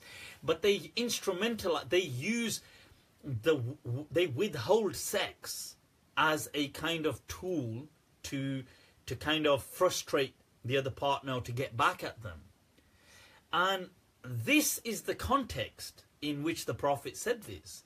Now, I think you have to be fair that this so to kind of take something and to kind of misrepresent it, and obviously you're going to emphasize on the religious rhetoric of it, that, oh, but that would be the same even if it was the husband, that he would be cursed. And this was not about always, like, oh, you got to always be having sex. It wasn't about that. It was about the fact that if you are misusing certain things just to be kind of abusive, to kind of hurt the other person, and you have to remember, right, you have to remember that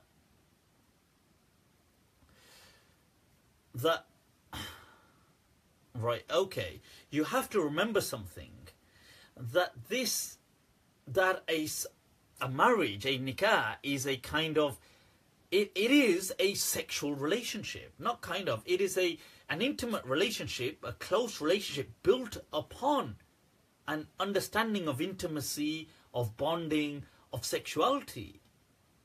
Like, you can't, it's absurd. Like, you read some of these comments, like people say, I mean, I think I quoted them before. I read this comments of this person, but I mean, saying that this comment I read before once, somebody saying that you look at your wife as like it's disgusting how you look at her as a sexual object.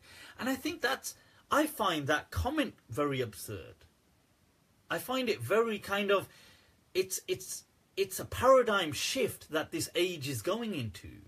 That what is wrong with that as well? That seeing somebody sexually, obviously you're in a relationship with them, which is a sexual relationship. Why should you not see them sexually? It doesn't mean you only ever see them sexually, but you see that as well. What is wrong with that? And I think these kind of things, we're living in a day and age where I think these things are becoming vilified, and people are kind of demonizing this thing that men, they can't say anything, they can't express any.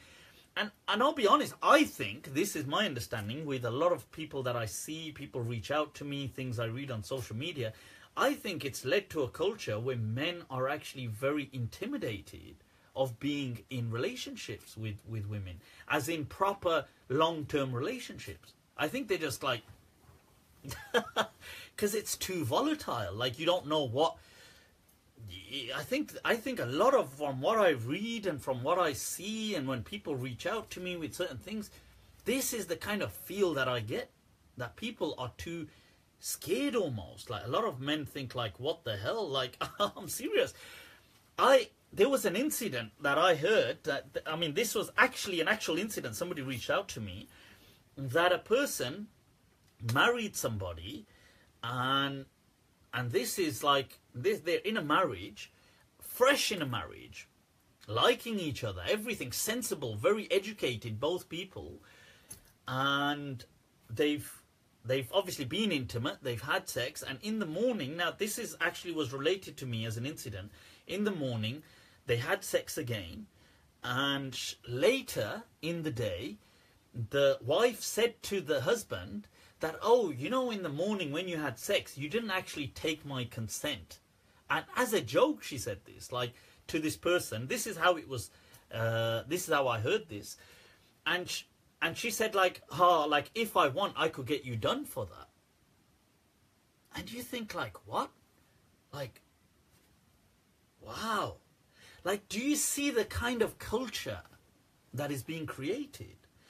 And I think there's a clear distinction in recognizing and condemning abuse, which is always wrong, and between creating a very fragile world where people will just be too scared to kind of be in relationships with people, because they'll just be like, this this stuff ain't worth it. Obviously, I was just hearing that comment from somebody telling me this is what happened to them. I mean, that relationship would be instantly over. I mean, that would... But I'm surprised. This is the kind of world we live in. But yeah. So, right, people, I tell you what, let's take some rapid round. Exactly, if a woman said that, it's definitely the wrong woman he married. I think 100%. But this culture that we're creating, I find it sometimes... like, whoa, like what's going on? It's and I think this is, we're creating a world where, you know, I read this week that the majority in Japan, the majority of people up until the age of 30, like I was reading that a huge number of people, not the majority, I think it said a huge number of people up until their 30s percentage, hadn't had any sexual contact, which is like, what the hell is going on there? But I think the whole world is just like, I think, is this the Dajjal? Are we there? Right, I tell you what, people, let's take, you see, but on an honest note, somebody's saying, Carlos, women are not meat or a toy. Yeah, but Carlos, I don't think people are saying that they are a toy or they are meat. If during sex they see them like that, I mean, that's how the psyche is wired during sex. I don't think there's any harm in that, you know.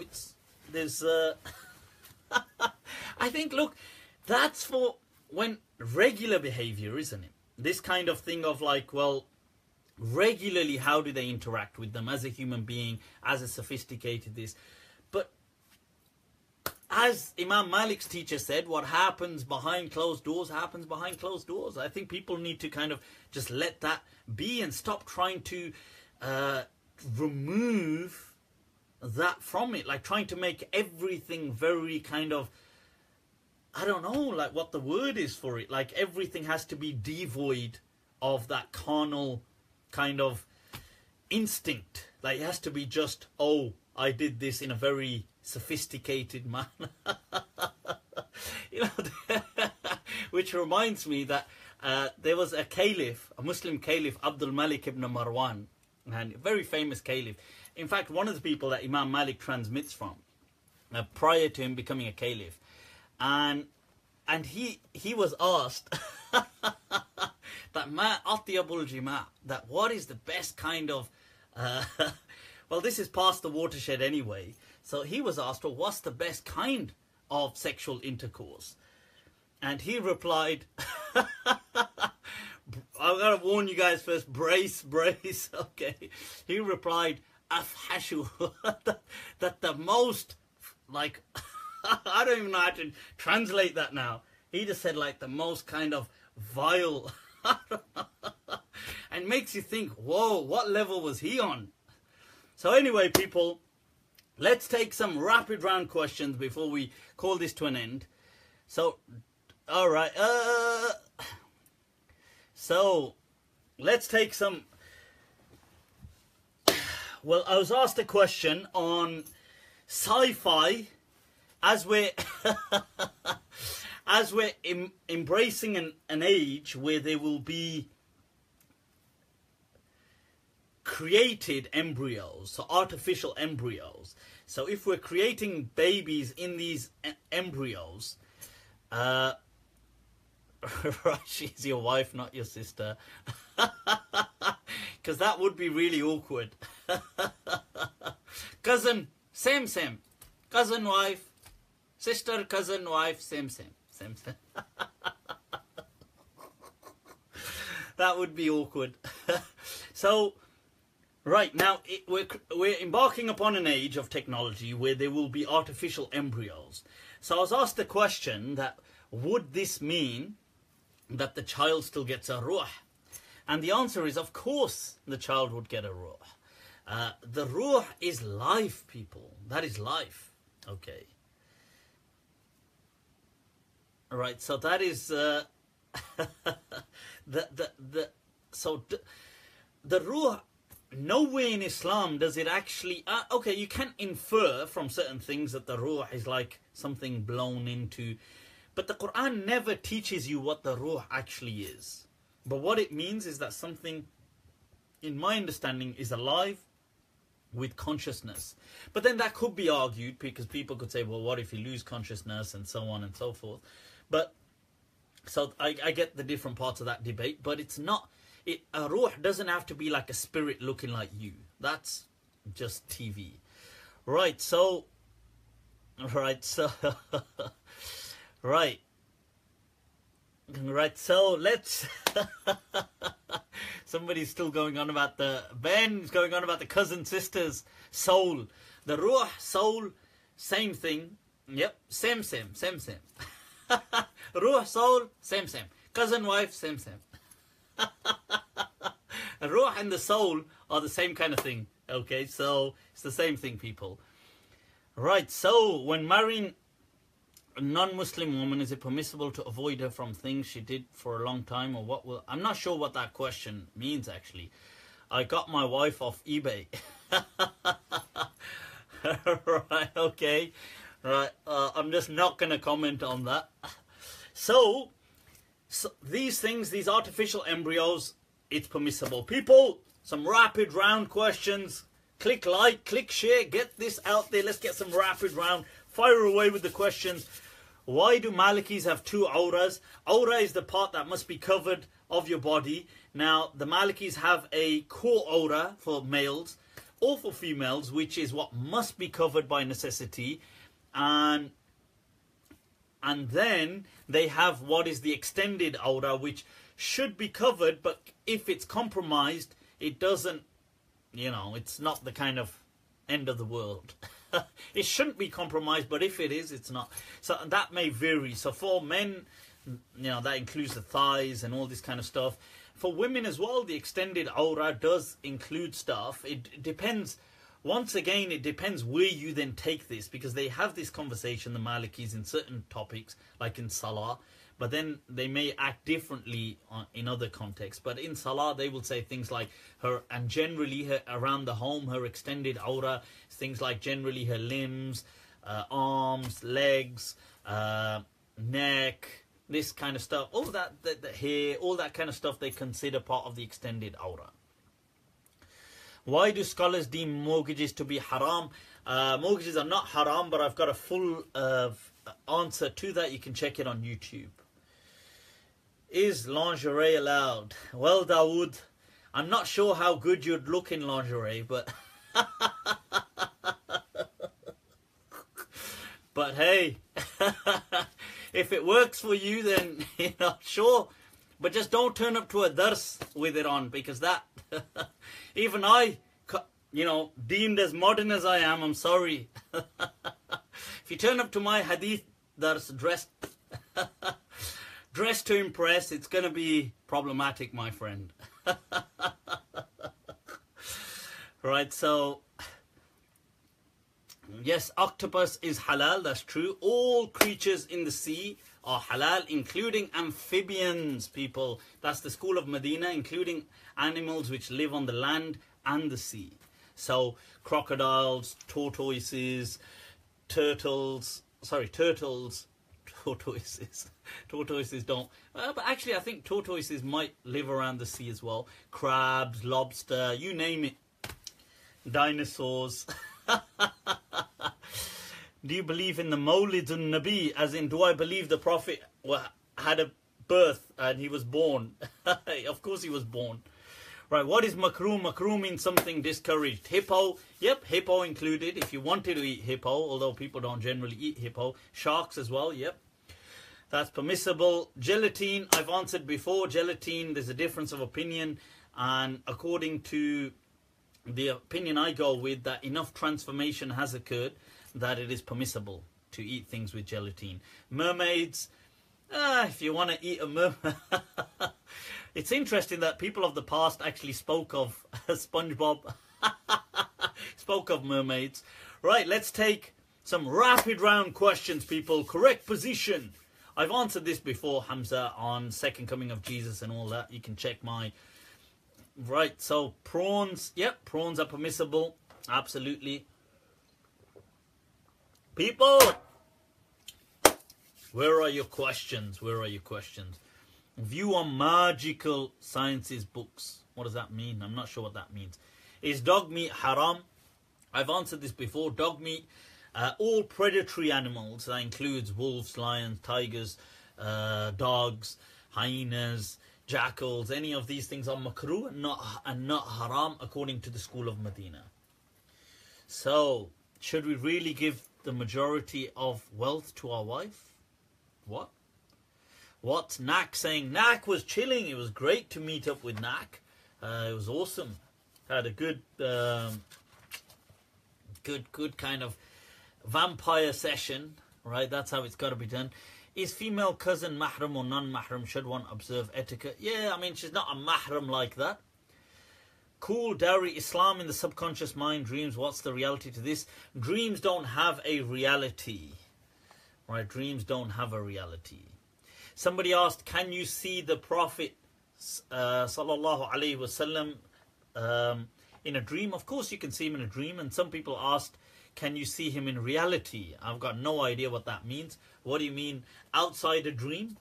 If you mean a vision as a hallucination, that's only your, I don't believe that the Prophet, like you get these kind of folklore, mythological beliefs that the Prophet is everywhere and he's floating around and he's here, and this kind of like demigod kind of vision. I don't believe in that. I don't think that is Islamically an authentic position, although people have tried to make it off as an authentic position.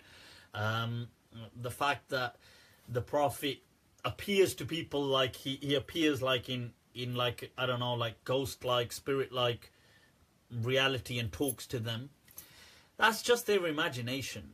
It's just their imagination. These things are not real. You cannot, it's all in the mind. That's all it is. Okay. I think some of the Sufis have taken this to just unnecessary levels, really. Unnecessary levels. And these kind of things are, and in a dream, of course, you can see anything you want. It's the dreams it's your dream state at the end of the day. What is your do you think the dead can visit us? I'd rather not, to be honest with you. Knock on the door. You got the dead. Oh, it's just the dead at the door. Oh. Oh, yeah. Yeah. I'd rather not be visited by the dead, to be... But, no, of course they can't visit us. I mean, how on earth did the dead visit us? This is hardly Game of Thrones. We got the walkers, or whatever they call them. Right, so... These things, look, these kind of things are mythology, folklore, people. That's what it is. Right, so if they do, they don't just want a small bowl of halwa. Hell no, Frankenstein. Right, people, let's take a few final rapid rounds and we'll call this... I was asked about... this is the fatwa collected of Sheikh Juayyat, okay, who was the Sheikh al-Islam. His full name, Muhammad al-Aziz al-Juayyat. He was junior and a student to Ibn Ashur, the Sheikh al-Islam of his time, and the Grand Mufti of the Malikiyah. Legend who I often quote. This is his kind of one of the kind of runners-up that comes after him. He was the Grand Mufti in his time, the Shaykh al-Islam of the Malikiyah. And generally, so in his fatwa, he lived right up until, I believe, going through the 60s into maybe the 70s at most. But he has a fatwa. His fatwa have been collected on can you take the eyes and kind of transplant them into somebody else, and so body parts. And he mentions that he said that if you look at it, that there's two perspectives. He says that you can say that you keep the body parts, stay where they are, mura'atan li hurmatihi, out of sanctity of that person. Right, those of you who have just tuned in, even though it's late, you can still click like and share, people. Get this out there. So he says there's that argument of the sanctity of the human and the kind of love, and the fact that this ain't his property or the human's property. You contrast that with, he said, the maslaha of helping other people. So when you compare that, he said that you go with the fact of helping the living.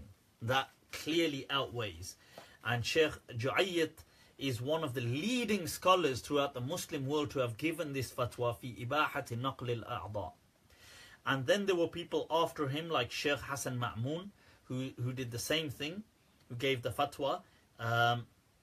Also, very early on, 1959, but that was after Sheikh Juayyat. And there was Sheikh Jad al-Haq, Ali Jad al-Haq, the great Sheikh of Al-Azhar, who gave the same fatwa, and a few other people.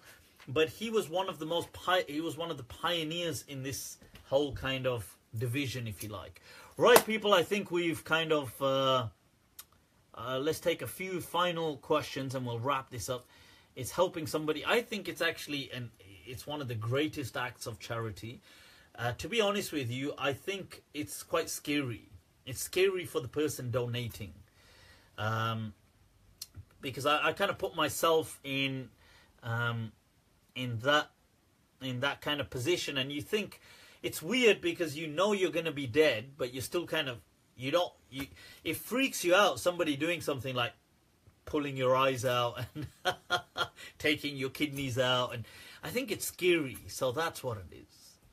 And so hence people kind of bring up all these fatwa. Have you ever experienced the supernatural? I don't think I have. I think we've all experienced the kind of numinous things which bring us in awe, but there's always an explanation for everything. Right? Mujhe kyun nikala? Right, okay. Any final, or shall we call it, is that a wrap? You're scary. Hell yeah. That's the way to be. Right, people, I think we'll call this a wrap. If you're on social media, then do click like, follow my pages, keep up to date. You can reach out to me. I do respond to messages. I'm on Snapchat as well as Malm 2014, MALM 2014. I'm on, Twitter, although I need to check these things more often. I'm on Facebook.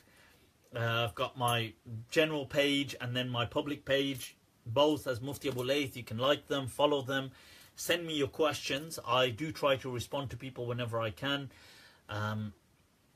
Right, somebody say big up Oldham Glodwick. Alright, people, alright. Other than that, inshallah, we'll have the words, concluding with the final words that subhanallah wa ta'ala amma yasifun, that Allah is exalted and above that which they describe him to be. وَأَفْضَلُ الصَّلَاةِ وَالسَّلَامِ عَلَى الْقَائِلِ الْمَمْنُونَ, and the best of blessings and salutations upon the messenger who said, Al-Madinatu khayrul lahum law kanu ya'lamun, that indeed Medina is better for them if but only they knew. Inshallah, folks, take very good care of yourselves, and inshallah stay in touch, stay laughing and stay blessed. Assalamu alaikum wa rahmatullahi ta'ala wa barakatuh.